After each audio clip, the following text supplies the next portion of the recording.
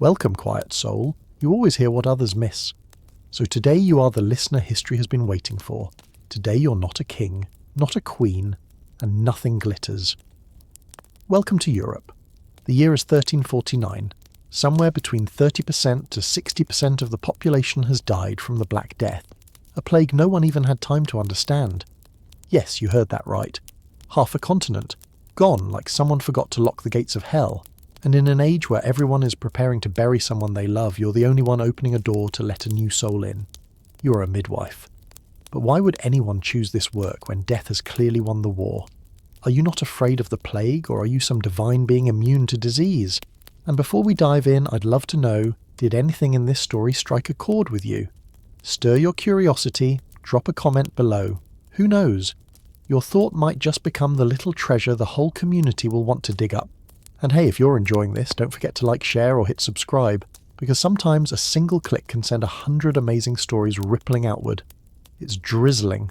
That kind of drizzle that can't quite wash away the mud, but sinks through your clothes, curls down your neck, mats your hair, and makes anyone still breathing look like they just stepped out of the grave. You slog through a dirt road where the mud's mixed with ashes from half-burned corpses.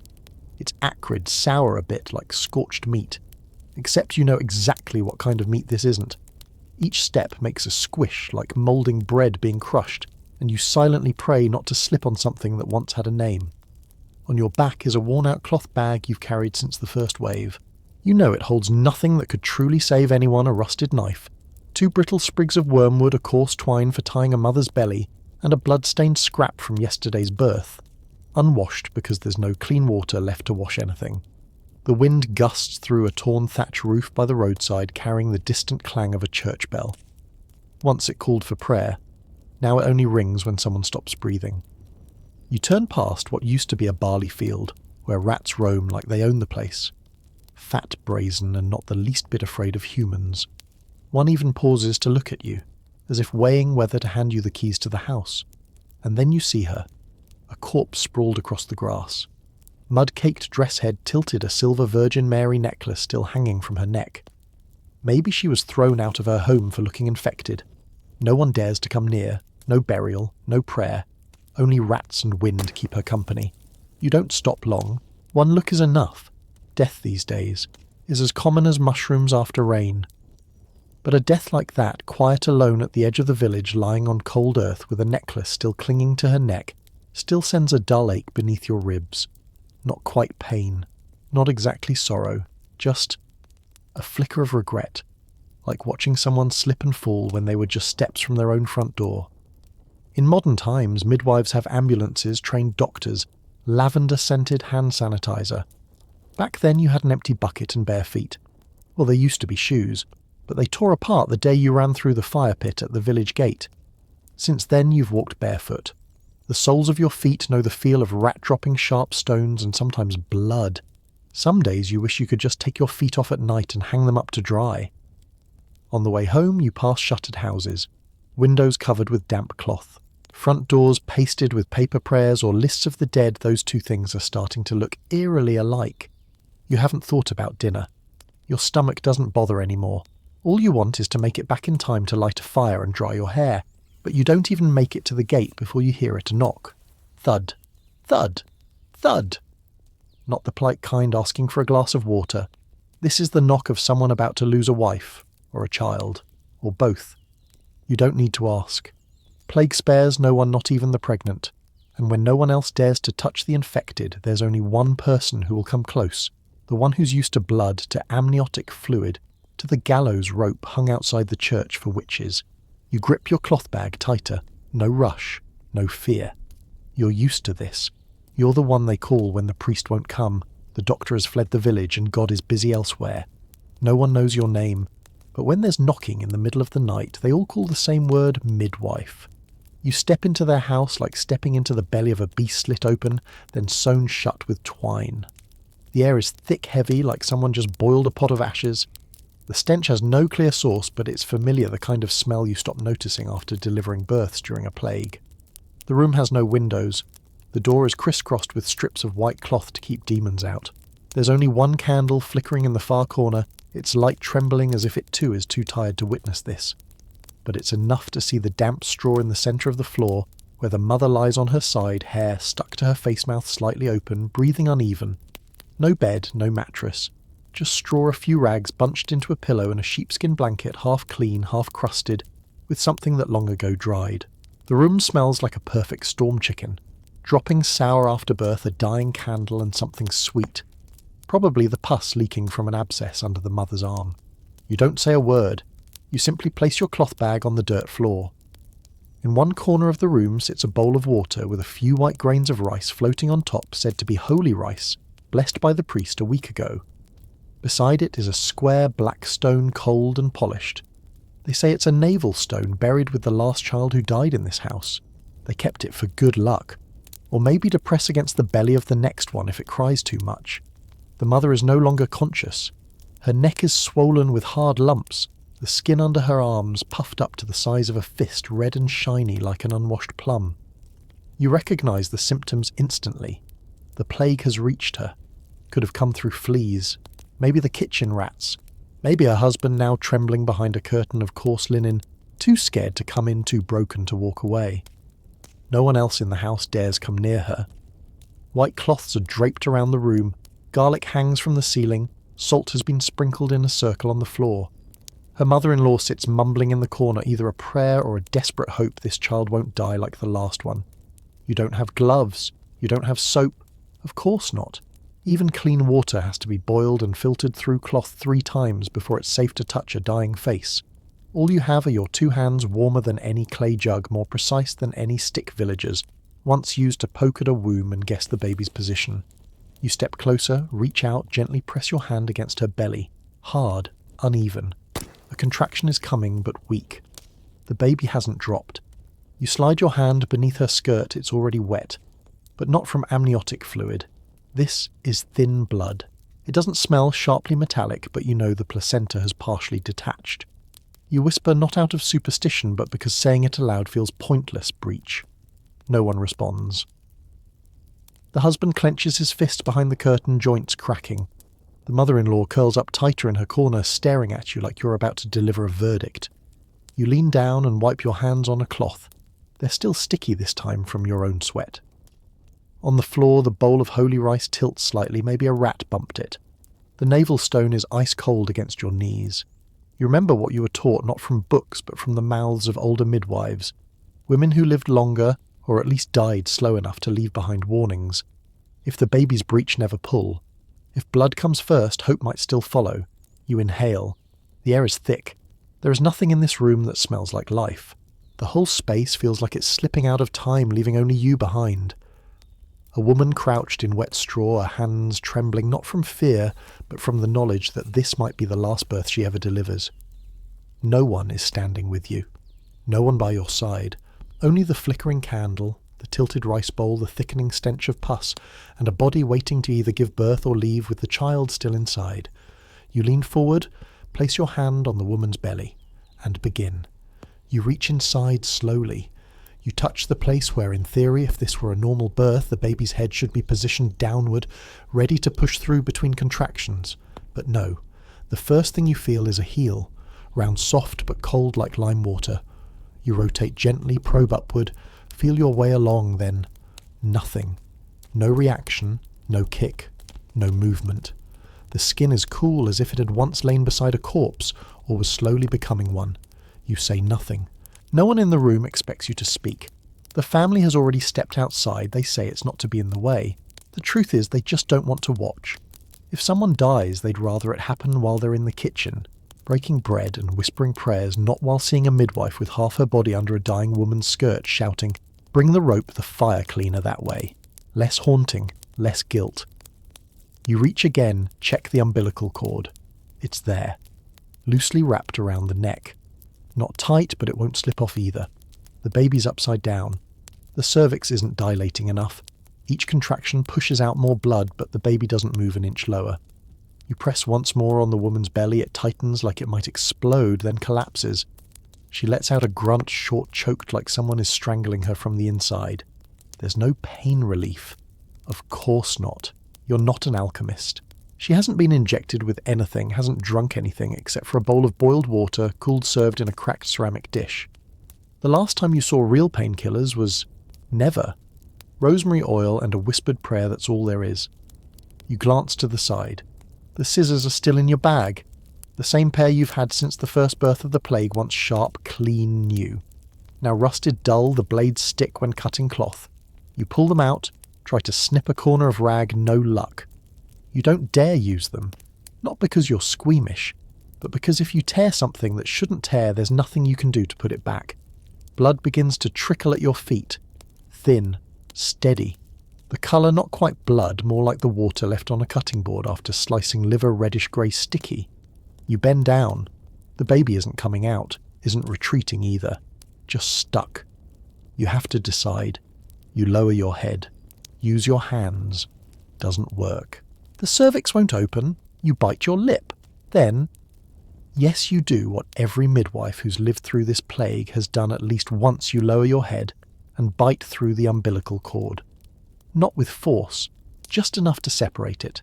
Just enough to hear that tiny tearing sound like silk pulled apart. The taste floods your mouth, metallic sweet, tinged with something like rust. You don't spit. You swallow, not out of bravery, but because there's no time. The metallic stench thickens in the room. The door remains shut. The air is heavy with afterbirth blood excrement and something else, the smell of a body starting to rot in the neighbour's house. That house hasn't opened its door in 3 days. Everyone knows. No one dares knock. You're not sure you're even alive anymore. Everything in that room is decomposing. The mother, the child, the straw beneath your knees now soaked like sour rags steeped in vinegar, and you hands cold feet, wet head heavy like it's been stuffed with ash powder. The only thing that still feels real is the sound of your own heartbeat, uneven, sluggish, but still there. And just when you think you've done everything humanly possible, the baby stirs. A tiny twitch, like a reflex, like a faint signal from the other side. Your hand reaches in again. This time you don't pull, you wait. The mother's moans grow faint, then stop. You don't know if she's passed out or passed on, but your hand stays there, gentle, steady. And then the baby turns, just a little, just enough. A tiny slip like someone out there pressed the last reset button with a fingertip. You exhale. Your eyes burn, and your hand is still holding on to a life that hasn't yet decided whether to stay. The child is about to be born, or more precisely about to be pulled from the chaos, but no one knows how long it will keep breathing. And in this room, heavy with blood and rot, you know one thing for certain. If the baby dies unbaptized, they will blame you. Not because you are God, but because there's no one else left to blame. So you search for holy water. Of course there is none. It's been 3 weeks since a priest dared set foot here. The last one, Father Marcello, was last seen sprinting across the churchyard in leather sandals, his red vestments dragging behind him, yelling, "I don't have health insurance." And since then, the villagers have been improvising. You glance around. In the corner is a cast-iron pot blackened with soot, cracked like a giant crow's footprint. Inside is the closest thing you've got to water rainwater, collected from the leaking thatch roof over 3 days, mixed with ash dust, a dead mosquito, and a faint oil slick from who knows where. You have no choice. The baby's halfway out. Its left arm is still caught inside the mother. The cord is still attached. You don't know how much time is left, and if it dies unbaptized, you know how it works. That soul won't rest. It'll hover between heaven and earth, drifting like poison wind in September. So you reach into the pot and scoop up the water. It's cold. Cold like it's squeezing each finger, asking, "Are you sure you really want to do this?" You exhale, murmuring a prayer you learned from a midwife older than the weather itself. In nomine Patris, et Filii, et Spiritus Sancti. Your voice isn't loud. It doesn't tremble. It's steady like a grinding millstone, like something that's repeated itself in your head after every birth you didn't save. Because sometimes prayer is the only thing left, and people pray most when they're not sure they believe anymore. And then no shouting, no help, it slips out like the mother's final sigh. A soft, wet thud, like a bundle of cloth dropped on the floor. You freeze. You can't believe it's out until those grey little legs nudge your hand, light as a baby mouse's paw. The mother still hasn't opened her eyes. You slip the cheap ring off her finger, press it into the baby's hand, and then rest it gently against the baby's forehead, as if to borrow humanity. to pass on a trace of life from one who lived to one just arriving. Outside the church bell tolls again. Another body has just been carried in. You pause for a moment, then place your hand back on the baby. It still isn't crying. But its chest rises slightly. There's rhythm. Something is still holding on.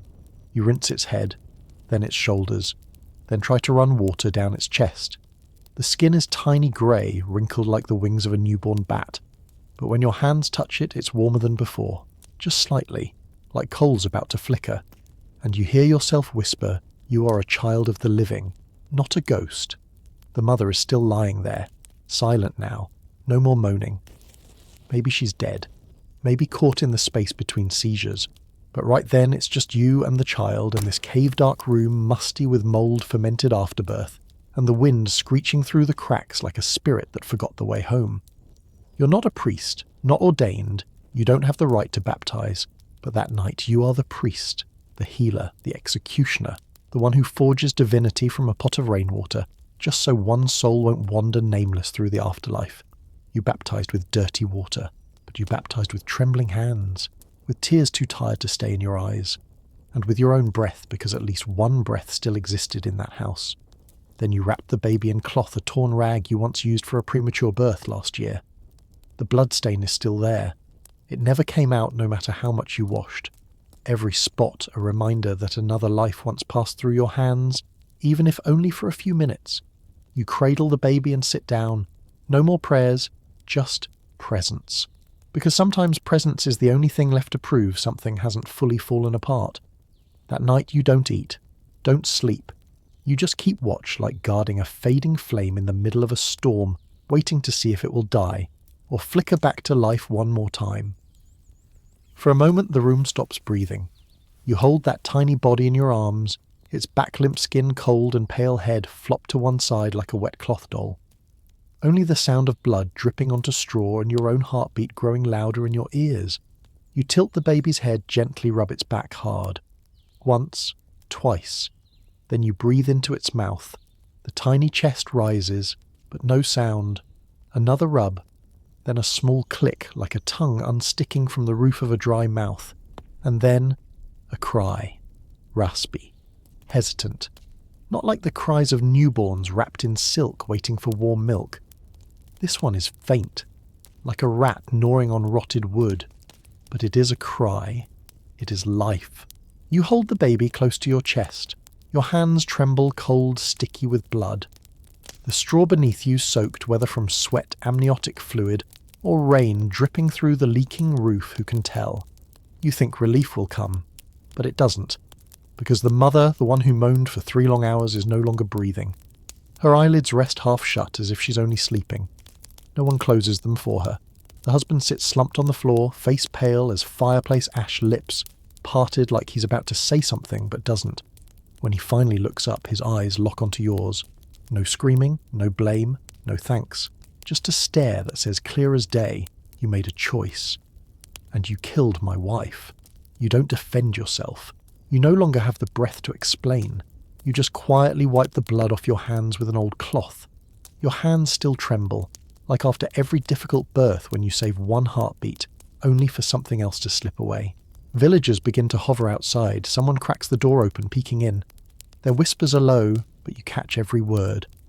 She touched the baby's head once, and it died.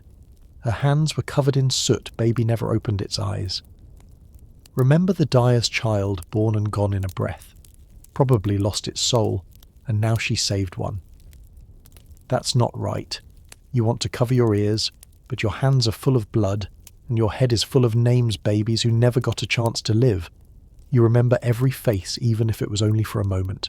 Every time you save a child, a mother is lost. Every time you save a mother, the child slips away. It seems the law of this village is simple. You're not allowed to win both. 1 cry, 2 breaths, 3 beings who cannot forgive. The father because he's lost the only woman who ever loved him without caring that he was poor. You because you knew you chose the baby. In that moment you believed it had a better chance than its mother. Whether that belief was right or wrong, you'll never know. And God, if he's still anywhere near this place, must have looked away long ago. You leave that house before dawn. blood still crusted on your back hands, shaking like you just gave birth yourself and buried part of your soul with it. You return home just as the wind begins to shift. The tiny kitchen you call home smells off a scent too long dead to even rot properly. A black rat lies stiff beside the table, one hind leg still resting on a coal, as if it died mid-sprint. A clump of fleas crawls from its back, vanishing into the dark corner of the stove. You don't scream. Exhaustion has swallowed your fear whole. Some days it's easier to see fleas than people. Fleas want nothing but blood. People. They demand to be saved and don't offer you so much as a clean towel in return. You untie the cloth from your head and toss it onto the table. The dried blood from the last birth has hardened into stiff, crusted patches. You don't bother washing it.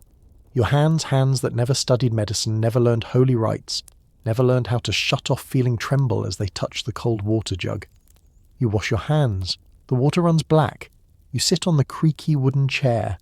And for the first time in weeks you think maybe tonight you'll sleep. But before your back touches the chair, knock, knock, knock. A sharp, fast knock. No voice. Just a tiny fist beating against wood like it's afraid the door might refuse to open. You open it. A little girl. Hair-matted face streaked with dirt. Her arms wrapped tightly around her belly like she's trying to hold something from falling out. My mum. Her stomach hurts real bad. There's blood. No more words are needed. You rise. Grab your cloth bag, the one so worn the strap hangs on by sheer will. You tuck in 2 dried sprigs of mugwort, a dull knife, a piece of unwashed cloth and a broken candle. No questions, no hesitation, no hope, no miracles. You just bow your head and rewrap the scarf over your hair. The blood has dried, but the smell still lingers. You look at the little girl. She takes your hand. Her hand is cold but steady. She's probably used to it. Cold is the first thing people learn to endure in this world. You step outside. The wind still carries the scent of dead rats, wood smoke and blood no one has the strength to clean anymore. Death no longer frightens you. Only the sound of knocking like the last heartbeat of a society too tired to care. You know you'll die soon. Sooner or later. Maybe right after this birth if the child carries the bacteria from its mother. You've seen the swollen glands, smelled the pus, counted the purple blotches on the necks of mothers you've helped deliver. You know. And still, again and again, you go. Because in a world without doctors, without medicine, without a God brave enough to enter, you are the last one still walking toward pain. And that is how you choose to die. Not waiting, not praying, not hiding behind a door. You choose to die with your hand still holding on to something that might live. And so you carry on. Until death knocks for you. Throughout your life you remember every name. Agnes, the mother whose hands were cold as ice, whispering scripture through clenched teeth. Thomas the boy, born in a goat shed because there wasn't a single clean room left in the house. That baby never cried, only breathed softly as if afraid to disturb death lurking behind the walls. You used to tie coarse twine around the wrists of each labouring woman not to cast spells, but to remember. Every time the cord tightened, you remembered you had led someone through the fragile doorway between life and death. You're not a saint, nor a witch. You cannot read Latin prayers. You only know how to wash your hands in rainwater stitch-torn flesh with a broken needle, and say each baby's name out loud so if there are angels they won't get it wrong. You won't be written into the history books. No one will speak of you around the fire. There will never be a statue of you in a church. But if there's a child somewhere who lived and today holds their own baby smiling, then you are still needed. Quietly. Like an old heartbeat that future hearts will never thank but cannot live without. Not everyone born is welcomed. Not everyone who dies is mourned. But you were once the hands that didn't fear blood, the eyes that didn't fear dark, the feet that never turned back when death sat waiting by the door. You were the midwife, and in a Europe full of corpses you were the one who caught each cry, each breath, each fragile soul, carried them into the light, when no one else dared to. That's all. Now rest, stranger, because tomorrow you'll rise again. You'll walk through mud again, step into another windowless room, and lift another trembling soul afraid of the first light in this world.